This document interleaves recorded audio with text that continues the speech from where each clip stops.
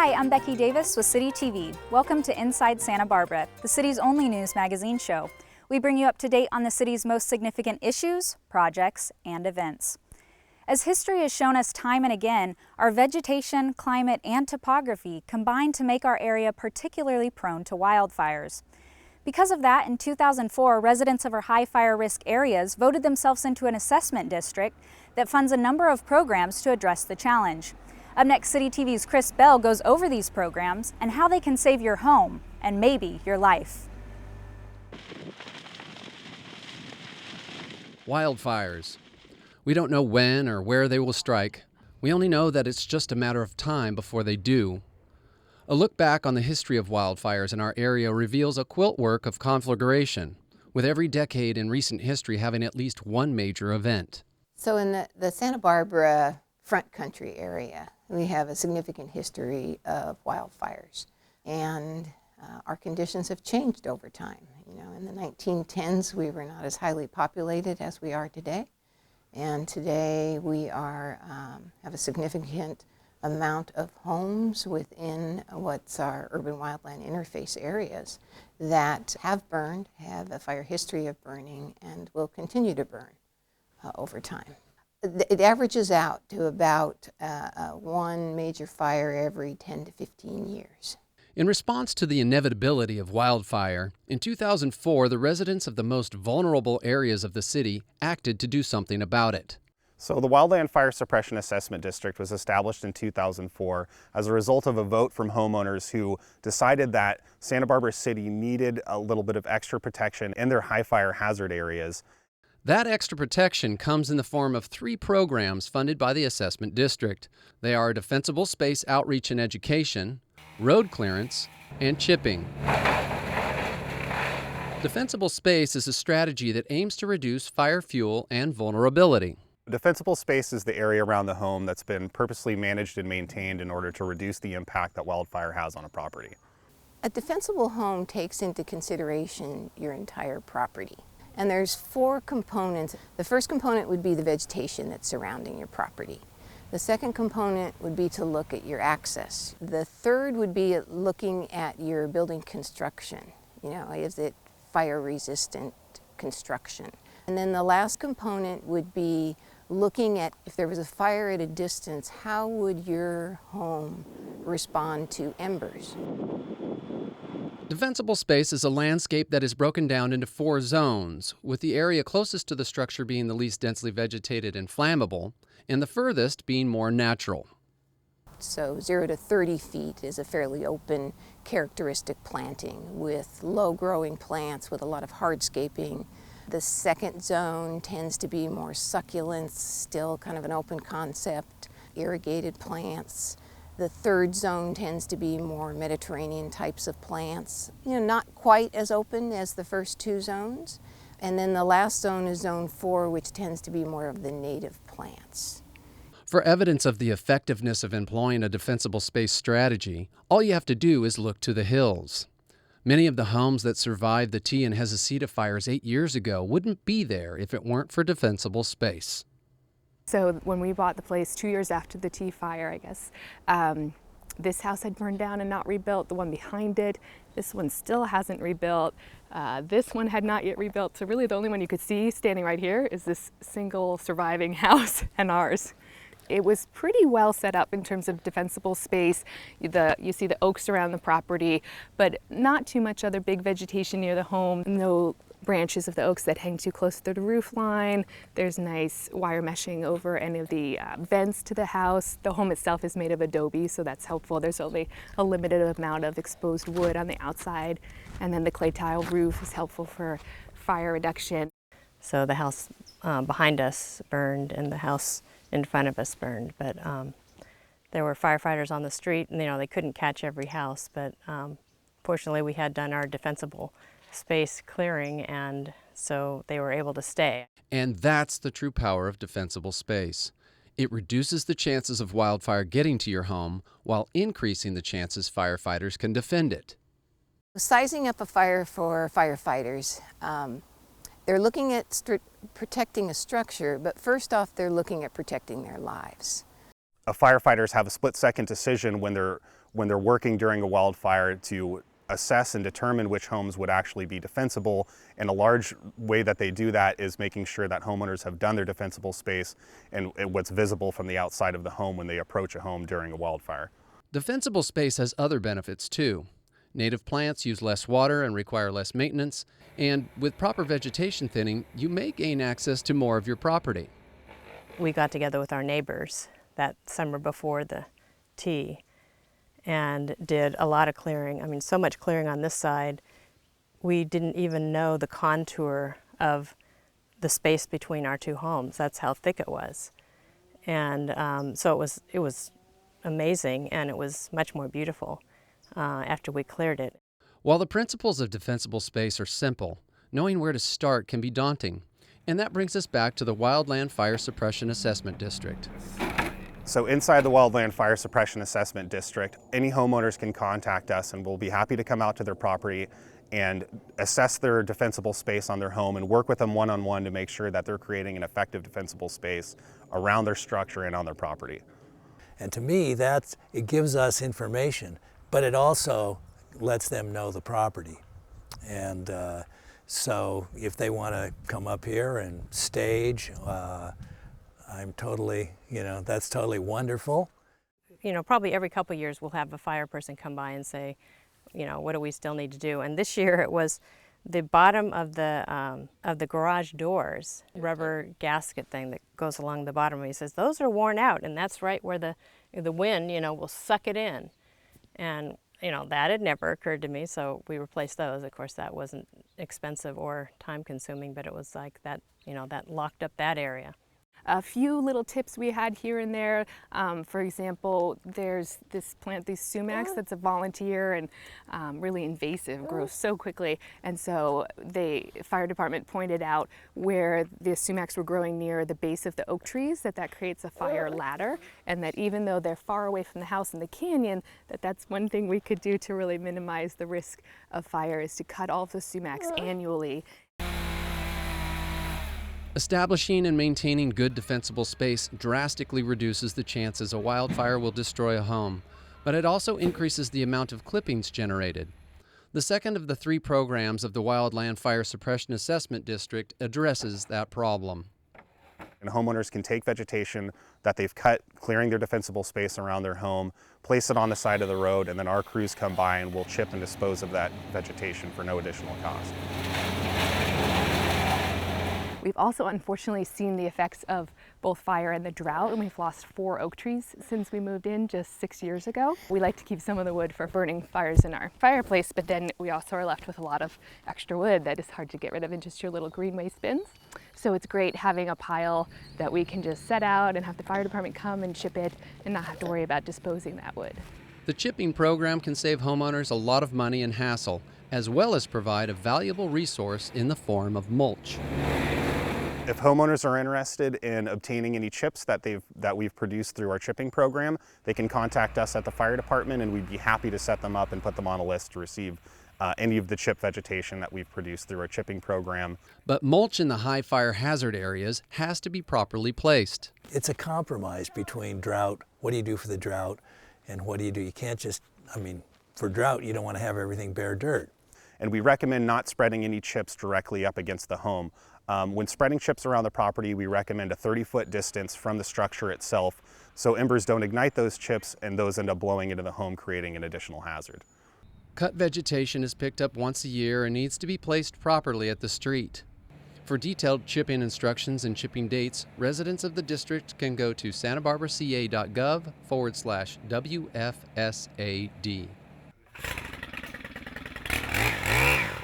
The third program of the Wildland Fire Suppression Assessment District is road clearance. We're 10 feet wide and almost 10 feet tall. So as you can imagine, we need every bit of access as we can.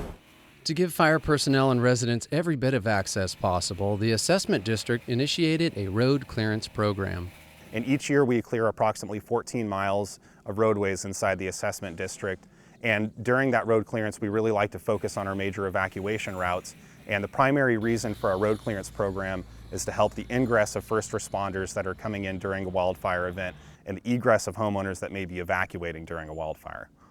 The road clearance program works with homeowners to maintain aesthetics and privacy while providing the room firefighters need. We want to maintain a 10-foot horizontal clearance of overgrown vegetation from the side of the roadways, and also a 13.5-foot clearance from the edge of those roadways vertically. And they're not forced to have our crews maintain any of their hedges or their road clearance work. That being said, it is important that homeowners understand that they're required to maintain that road clearance at a year-round basis, and to make sure they understand just how important it is that they maintain that on a regular basis and that vegetation isn't getting too overgrown on the roadways in front of their homes.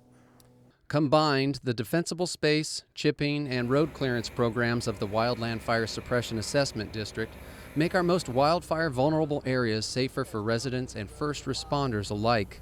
Through education, fuels management, and better access, City Fire Department staff hope to reduce the severity and damage of this dangerous and inevitable fact of life on the South Coast. You know, we know that we're going to have to live with wildland fire. So the Wildland Fire Assessment District gives people the tools to reduce that impact of wildland fire, to make our community safer as a whole. If you live in one of the high fire hazard areas of the city and would like a free defensible space evaluation, call Chris Braden at 564-5737. Stay tuned, we'll be right back with more Inside Santa Barbara. Thanks, guys. Darn.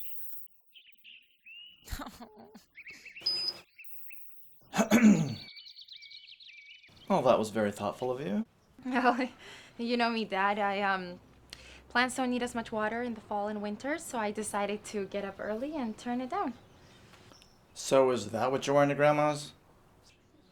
Huh? Take control of your controller. Turn it down. I grew up here. I've made memories here, and I love being able to drive around knowing that this is my community. I'm helping my community. We care, and we want to make this community a better place. This career is for someone who wants to be challenged deep down inside to better a community. It's the best job in the world, it really is. It's like a dream come true. Join your home team.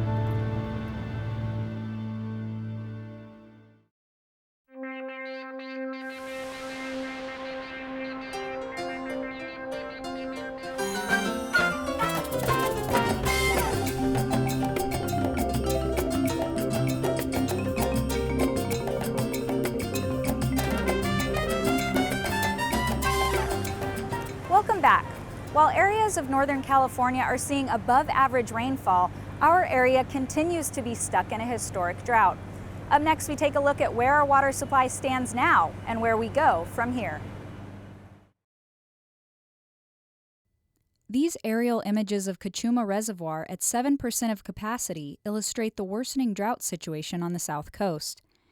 Now entering its 6th year, this drought of record continues to push our dwindling water supply into uncharted territory, forcing the city to explore, develop, and expand water sources to meet the basic health and safety needs of the community. Things are getting worse. Things are getting much worse out there, and we are preparing for continued shortages, and by doing so, we're going to be ramping up our requests for additional conservation. The city is asking the community to increase water conservation from its current level of 35% to 40% in order to save an additional 800 acre-feet to meet the projected peak demand in the summer of 2017. We believe it's something that this community can achieve. They've been very successful so far at meeting the request for conservation, and I think we're just trying to raise the awareness that we need to ask for more. It's unfortunate that we have to ask for more, but that's just where we are right now. We need people to reduce their demands to stay within the capacity of our system because we don't have any storage buffer to help with that anymore. Our storage at Cachuma and Gibraltar will essentially be gone. This storage buffer has been drained over the course of this unprecedented drought. One key factor in considering new conservation goals is the amount of water we can save. Although many options have been studied, including restrictions on development and bans on overhead watering, the city has identified a discretionary water use, lawn watering, as the single best step we can take to lower the demand during the summer irrigation season, while still protecting established trees and shrubs. Up to 12% of our water is currently still being put on turf. And so that's why we're focusing our attention on that. During a normal time, watering of turf is probably taking up 20% of our water as a community. And so it may be fine when there's plentiful water, but I think given the situation that we're in, it's time to let it go. What we're trying to really do is help the community prioritize its landscape. What we don't want to see the community let go of is the trees and shrubs, which are a much more significant investment by the community, and really it kind of gives Santa Barbara its look. Trees, shrubs, and water are all precious community resources. Trees and shrubs make our houses feel like home. They also improve property values, clean our water and air, and even make our streets safer and quieter. When we water wisely and maintain our trees carefully, we enjoy a wide range of benefits at a low cost and with little effort. During times of drought, we encourage our community members to assess how their trees are doing and apply water in an appropriate fashion. So it's important to apply mulch around the tree that keeps the evaporation down and keeps the soil nice and friable so that the water can go through the soil. You also want to pay attention to the age of the tree, and also you want to water where it counts. So it's really important to take a look at the drip line of the tree and water in those areas, because that's truly where the feeder roots are, and those are the roots that really need the water. The long-term council policy to diversify our water supply has been critical to supplying Santa Barbara with enough water to fully meet health and safety demands during this drought. During droughts, our normal water supply, such as Cachuma and Gibraltar, become diminished. And so having the diversity of water sources has allowed us to manage and really adaptively manage this drought. And we've been able to increase our groundwater pumping. We've imported water through the State Water Project. We're reactivating the desalination facility. We have recycled water, and we also have increased conservation. So that is a very well-rounded, diverse water supply mix that has helped us to get through the current drought. Most agencies in California are reliant on imported water from the State Water Project and groundwater. So the fact that we have desalination and recycled water to supplement our supplies and also have some of the greatest conservation rates in the state has really helped us. As mentioned, one of our supplies is desalination.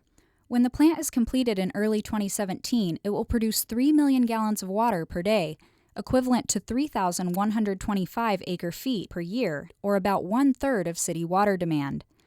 The desal plant also has the capability to expand water production up to 10,000 acre-feet per year and can help meet our regional water needs. We're really fortunate to have had that facility and all the planning that went into having it available before this drought started. And so having it come online now is really going to help in meeting our demands next year. If we didn't have desalination, we'd be in a much worse place. For more information about the desalination plant, how to water your trees and shrubs effectively, or drought information, visit santabarbaraca.gov/water. Emergencies can happen in an instant, and many times without warning. That's why it's critical to have an emergency plan in place and to practice it often. Up next, we'll take a look at what the Santa Barbara Airport does to make sure they're well prepared in the event of a real-life disaster. This is Santa Barbara Tower announcing the triennial drill. Repeat, this is a drill.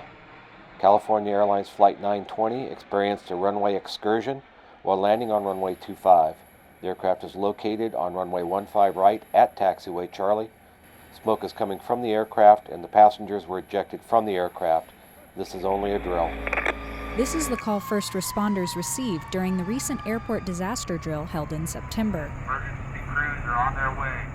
The Federal Aviation Administration requires that every airport that's certified to serve scheduled airlines, commercial carriers, conduct an emergency exercise every 3 years. The main goal of that emergency exercise is to involve all the first responders that are outlined in the plan. It gives them a chance to kind of convene on the field, exercise their communications plan, because communicating on the field when you've got different agencies on different frequencies can be tricky.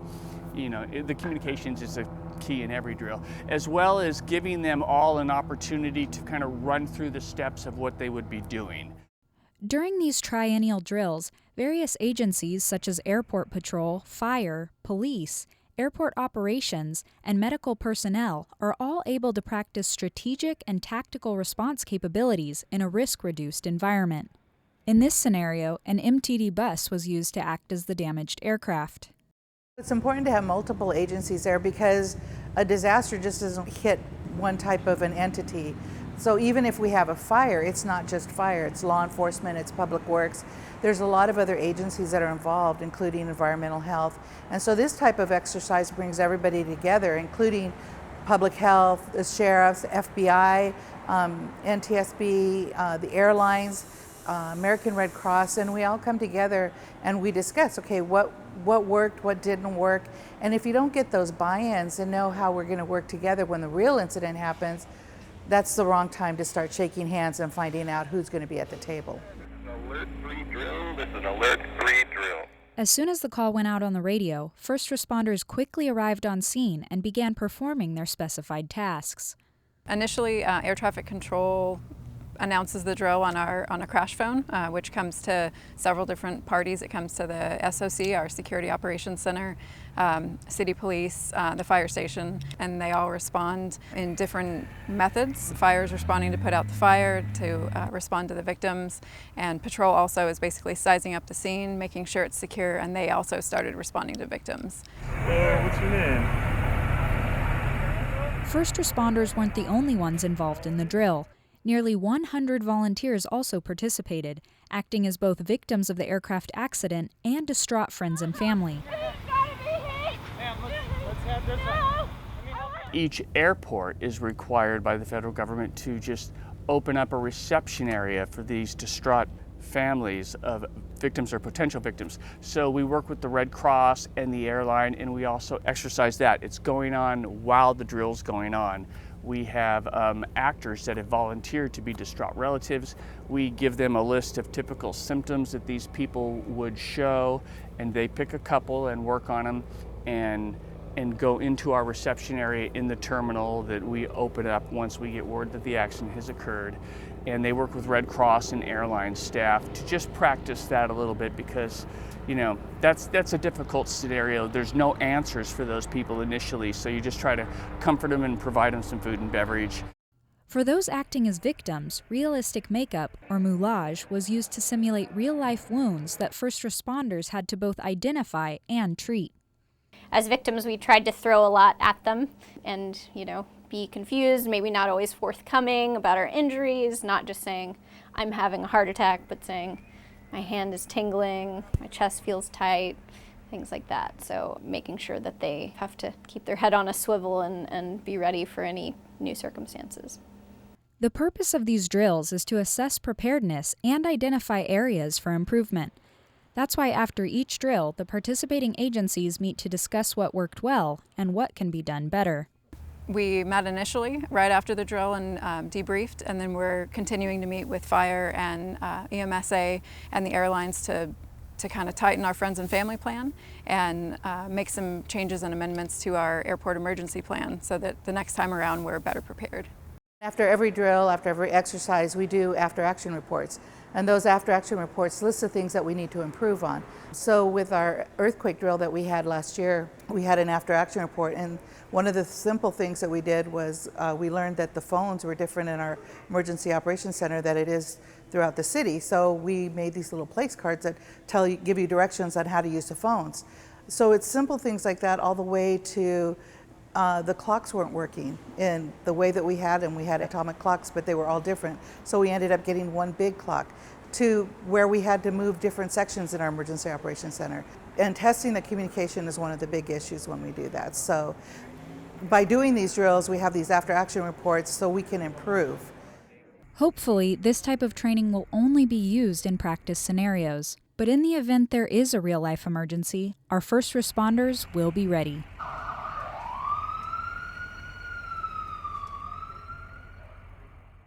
Remember, first responders aren't the only ones who should be prepared for a disaster. For your own emergency preparedness tips, visit santabarbaraca.gov/OES. Stay tuned, we'll be right back with more Inside Santa Barbara.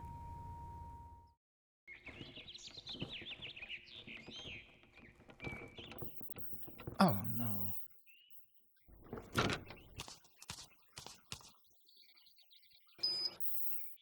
Hi. Oh, honey, how thoughtful of you. You know me. Plants don't need as much water in the fall and winter, so I decided to get up early and turn it down. You bringing your golf clubs to my mother's? Yeah. Take control of your controller. Turn it down.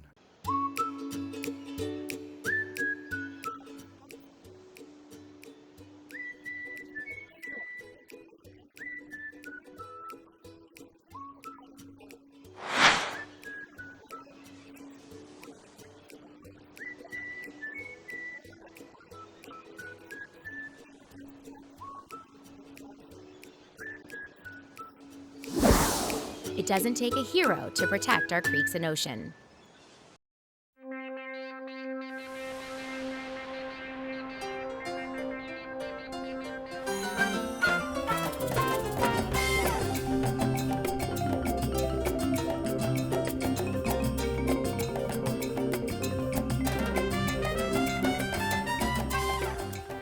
Welcome back. In November of 2000, voters in the city of Santa Barbara approved Measure B, an increase in the transient occupancy tax rate to fund creeks restoration and water quality improvement. Coming up, we take an inside look at the latest Creeks Division restoration project in the Upper Arroyo Borough watershed. Kiana Bowers has the story. In 2013, the City of Santa Barbara Creeks Division purchased a 14-acre parcel on Foothill Road along the Upper Arroyo Borough watershed known as Barger Canyon. This former avocado orchard is now the site of one of the largest restoration projects undertaken by the Creeks Division to date. It's just under 5 acres and 2,200 feet of creek channel, so it's a very large project, and it's great to be able to have such a big impact on the watershed by restoring this whole section of creek. Healthy creeks are instrumental to improving ocean water quality, while also providing important habitat for wildlife. Unfortunately, this environmentally sensitive property was degraded by past land use practices. Our data from water sample collections that we've taken on this site show that it has unusually high concentrations of bacteria and sediment coming through the water that was flowing through this property. So we're hopeful that through doing this restoration we can reduce those levels of bacteria. The Barger Canyon project focuses on restoring 5 acres of riparian habitat, which is the area surrounding the creek, while the other 9 acres are currently being allowed to passively return to what was historically an oak woodland. The city's purchase included 1,800 linear feet of creek and a 1-acre conservation easement over the creekside portion of the neighboring property, making a total of 2,200 linear feet of creek. In the lower, roughly 600 feet of the creek on this section of property, it had previously been straightened, and so we're coming back in. We're going to be widening the channel and bringing back in meanders, so making the creek have some of its natural sinuosity. And this actually reduces the overall slope of the creek channel and allows for greater infiltration of storm flows. The widening of the creek will provide an enhanced riparian habitat. Riparian zones act as a buffer between our creeks and urban areas, which helps to filter out pollutants from runoff. Vegetation in this area also reduces stream bank erosion and provides shade over creeks, which reduces water temperatures and improves water quality for fish and other aquatic organisms. Riparian zones are also critical habitat for terrestrial wildlife, providing access to water, food, and shelter for native birds and mammals. Much of the city is an urbanized area, but we still have lots of wildlife, from small mammals, raccoons, skunks, possums, things like that. We also have bobcats and mountain lions, and on this property, deer. And so we're providing wildlife habitat for really the most valuable wildlife habitat we have available in the city. To restore that valuable habitat, contractors removed invasive plant species as well as impervious surfaces like concrete and asphalt. The soil removed to widen the creek is being used to construct an upland wetland feature, which will provide additional wetland habitat and capture storm runoff. The project aims to restore the creek's natural function and features. And we're going to be planting a lot of native vegetation and trees on the site. So the creek will just have a much more natural riparian function than what we were seeing before. It'll be a much healthier creek. And the benefits won't be limited to the habitat and wildlife of the creek area. They will extend down the watershed to our beaches. All of the surface water runoff enters the creeks, it's not treated, and runs straight out to the ocean. So by doing restoration, we can improve the water quality in our creeks and at the beaches. The Barger Canyon Restoration Project will even help combat the effects of the drought through greater capture and infiltration of runoff. With this property, we're above what's called the Foothill Basin, which is one of two of the large groundwater basins that the city uses for municipal water supply. And so we'll allow more groundwater recharge. We'll also provide some benefit for flood protection of Foothill Road and of downstream creekside areas. When the project is finished, the site will be open to limited guided access for small tours, schools, and researchers. For more information about the restoration project, visit sbcreeks.com. Speaking of Creeks Division projects, if you've been here on Quarantina Street lately, you've no doubt noticed something different, a new street surface. But these new pavers are more than just an aesthetic upgrade. They're a powerful new tactic in the city's sustainability strategy and a way to treat pollution and stormwater runoff. City TV's Chris Bell has the details. Santa Barbara is a hard town, literally. After 2.5 centuries of development, much of our beautiful city is covered in some sort of not-so-pretty impermeable surface. The city is approximately 40% covered in impermeable surface, and the reason for that is historically we've used impermeable materials such as asphalt or concrete to cover our public areas like streets and sidewalks and alleyways, parking lots, but also because of the buildings throughout the city, and that's not atypical for an urban hardscape. Hardscape in and of itself isn't a problem. Asphalt and concrete are great surfaces for conveying many modes of transportation. Unfortunately, they're also good at conveying pollution. Because of their impermeability, oil, metals, bacteria, and other pollutants accumulate on roads, sidewalks, and roofs. When it rains, those pollutants are washed into creeks and carried directly to the ocean.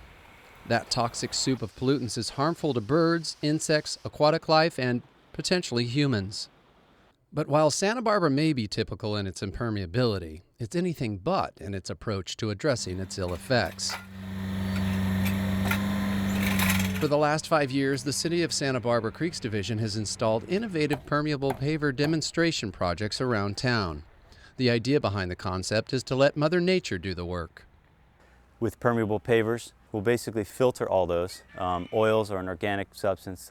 They go down in there and they get broken down by microbes in the soil. Metals get taken up by trees, things like that. Nutrients, obviously, they're good for the plants around here. To maximize the power of Mother Nature, these so-called low-impact development projects allow stormwater to soak into the ground, mimicking conditions from a long time ago. If the streets weren't here, it would be soaking back into the groundwater naturally, getting filtrated through that process and providing benefits to the plants and all the animals it comes in contact with. After doing permeable paver projects in parking lots, sidewalks, and an alley, the City Creeks Division set its sights higher and chose 2 city blocks of Quarantina Street to show the technology's potential. They chose Quarantina because it has a unique combination of conditions. Traffic speeds are low, and so permeable pavers are not designed for fast traffic speeds. At least these particular ones aren't. And also, we had a street here that had issues with the asphalt because the tree roots here would get up underneath the asphalt and grow and really uplift it. Our hope is that by putting in the permeable pavers, we'll provide more water to the roots of the trees down in the soil, and we will save maintenance costs for the city going forward. It's also an area that has a lot of pedestrian traffic as well as vehicle traffic, so we have an opportunity for a lot of people to see the project. And the benefits don't stop there. With 2 feet of void-filled base beneath it, the Quarantina project is like one huge detention pond that will hold stormwater and let it gradually seep into the drought-depleted groundwater basin. The pavers installed along the 2 blocks of Quarantina Street not only capture what falls on them, but they capture runoff from some of the neighboring properties and roadways. We're designed to be able to handle well over a 1-inch rainstorm every 24 hours before the basins underneath the pavers would fill up and overflow. When they do overflow, it just defaults to the historical drainage before the project, which means the water would run along the curb and into a normal storm drain system. But the 1-inch storm allows us to capture all of the water in 85% of the storms that come to Santa Barbara. And that water gets into the groundwater table. It's available for trees and plants around here, and excess water moves through the groundwater table and then replenishes creek water during dry times, and then also can contribute to groundwater in the drinking water if it's placed in certain areas in the city. And City Creeks Division staff hopes those certain areas of the city may include your driveway or patio. We installed these as a demonstration on how you can do this to hopefully encourage people to do this on their own, and also encourage other city departments and the city as a whole to do this as a stormwater treatment practice. While permeable pavers have higher upfront costs than asphalt, they more than make up for it in the long run. On a typical asphalt street, I think it's every 6 years, the city comes through and slurry seals that street to maintain it. And so that's just an extra coating of asphalt on top. Permeable pavers, once they're put down, they don't need any other coating or extra seals or anything like that. And they're expected to last 60, 80 plus years. And additionally with asphalt, every about 25 or 30 years, it has to be ground down and then re-asphalted altogether, and then possibly new base added and things like that. The life of the pavers, you would go through at least 2 cycles of that with asphalt. Another benefit to consider with the maintenance is utility maintenance underneath the pavers. So when the city needs to go in and maintain utilities under the roadway, the crews can pull the pavers out and take the gravel out that's underneath them, do the utility maintenance, and then use those same materials and put them right back in place. The $1.4 million project was completed ahead of schedule and under budget, with 80% of the costs being paid for by grants. And this is where the benefits of voters passing Measure B back in 2000 come into play. It's a significant benefit not only for the matching funds that we need for the grants, but also our ability to maintain projects, so that when grant managers come to look at our projects, they're always well maintained, and we're able to do that because we have that steady stream of revenue. Permeable pavers may not be appropriate for every street or sidewalk, but by providing attractive, effective, real-world examples like the Quarantina Street project, the City Creeks Division hopes more people will realize the power of permeability. It would be a good thing if we could capture all of the urban runoff from our streets and sidewalks and alleyways and treat that before it gets into the creeks and into the ocean. It's very, very difficult to do that at the end of the street. If we can do it through permeable pavers or permeable surface in the roadways and capture and treat it right on site, that's our best approach. This is an opportunity for us to look at stormwater as a resource as opposed to a waste stream. If you'd like to learn more about the city's permeable paver projects, visit sbcreeks.com. Well, that does it for this episode of Inside Santa Barbara. If you have any questions or comments about the show, you can give us a call at 564-5311. If you missed something, not to worry, you can watch the show online at santabarbaraca.gov/citytv. I'm your host, Becky Davis, and remember to get involved inside Santa Barbara.